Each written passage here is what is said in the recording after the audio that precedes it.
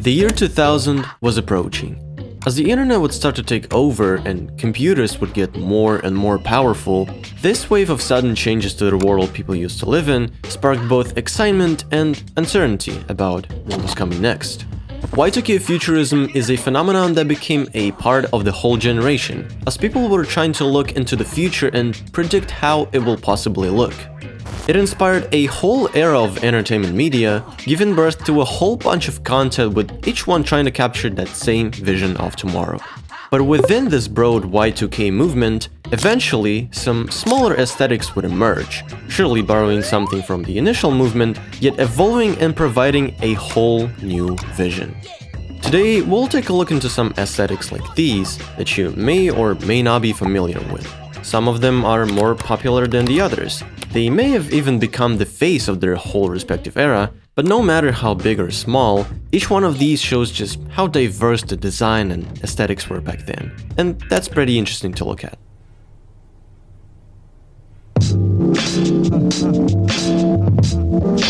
Metalheart is one of the most notorious futuristic aesthetics, and if you've been listening to something like trance music recently, chances that you came across this very aesthetic are pretty high.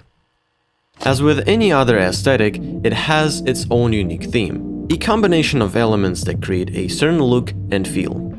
Futuristic user interfaces are pretty important in creating a genuine metalheart artwork.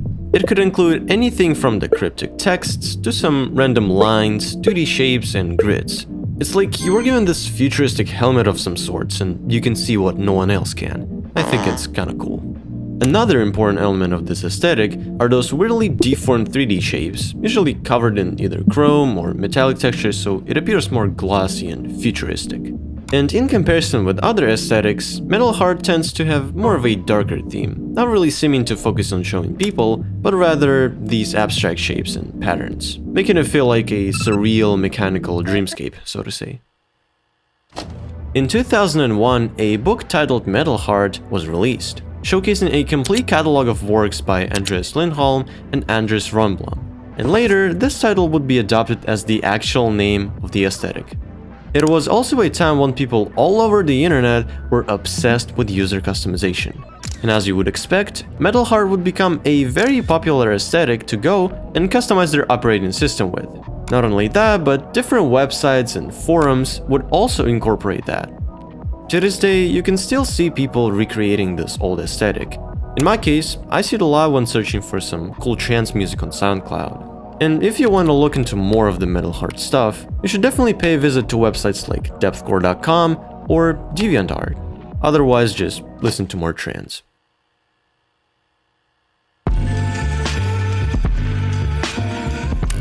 Gen X Soft Club approaches the 2000s futuristic vision in a much more soft and natural way.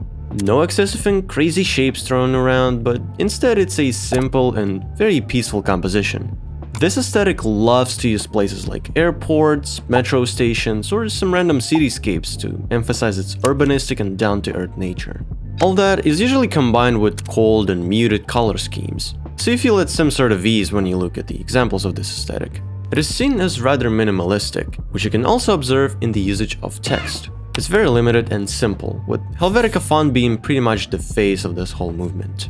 Things also can get really blurry and dynamic, as you can see here. Really fits the album's and band's name, doesn't it? As the list of important elements comes to an end, I also should mention that Gen X Soft Club can exist in a form of photography as well, without any additional graphics, just photos that most of the time are seemingly shot on film.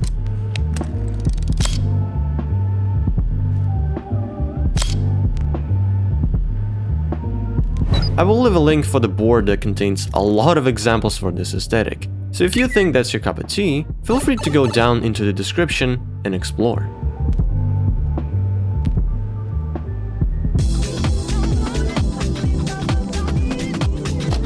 Chromecore is rather a straight-to-the-point name, and as you might have expected, it is about Chrome. This one is a more commercially oriented aesthetic, because usually it would be associated with legit products like digital cameras, phones, and even video game consoles. This glossy chrome-like texture was definitely helping to make these products feel special and different.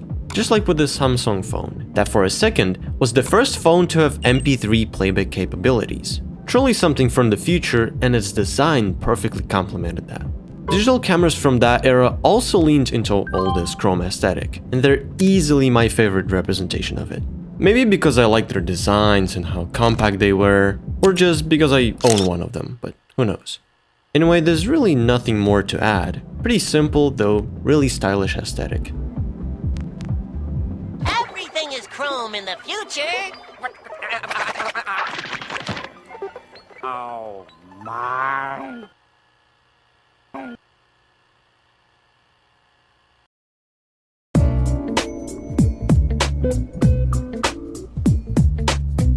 Probably the most popular style of the 2000s and early 2010s is frutiger aero. I bet a lot of you watching this video began your computer journey with either Windows Vista or Windows 7. That's how I personally remember this one, and that's what I truly resonate with. At the time of its peak, it didn't really have a specific name, apart from being partially known as Web 2.0 Gloss. But it wasn't really a problem since most, if not all the tech companies, were proudly incorporating it. So what is it even about? Frutiger aero leans toward making things feel more organic and welcoming in a way. To achieve that, it adopts both technology and nature as its main themes, and focuses on turning interfaces as user-friendly and intuitive as possible. In 2006, Windows Aero would be introduced as a brand new design language, completely changing the outlook of two new operating systems, Windows Vista and Windows 7. They became more transparent, in a sense of literally being glass-like, something that would also be a key element of frutiger aero. Actually, the reason why it's called that way on the internet is because of this very design language and a typeface designer by the name of Adrian Frutiger. Frutiger's font, sharing the same name, would actually be an inspiration for a Microsoft font called Sego. And after Windows Vista came out, it became its new official font, paired with all of these new design choices. Speaking of those, let's talk about how detailed and realistic the style was. The way that icons looked like their actual real-life counterparts, and all of that falls under the concept of skeuomorphism. It's the practice that was really popular back in the day, and it focused on making the elements feel familiar by imitating their realistic look and texture. A perfect example of this would be the early versions of iOS. Everything appears so glossy and a little bit overdone, which is not a bad thing, just looks really interesting in contrast with the more flat look we're used to right now. Frutiger aero also loves to incorporate natural imagery, which you can see on thousands of different wallpapers of that time. Water, animals, plants, anything that will resemble real life really, but given its own polished twist. Though if not natural imagery, then it's gonna be a usage of auroras, gradients, and other abstract stuff, but keeping it as clean as possible. In 2023, frutiger aero would come back to life, but now as an object of nostalgia.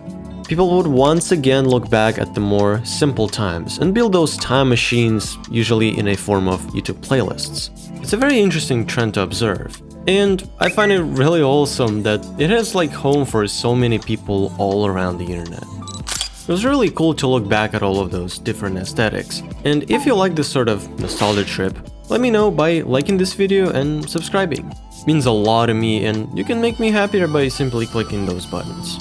Actually 3. That one would be truly something. Thank you for watching, and I will see ya next time.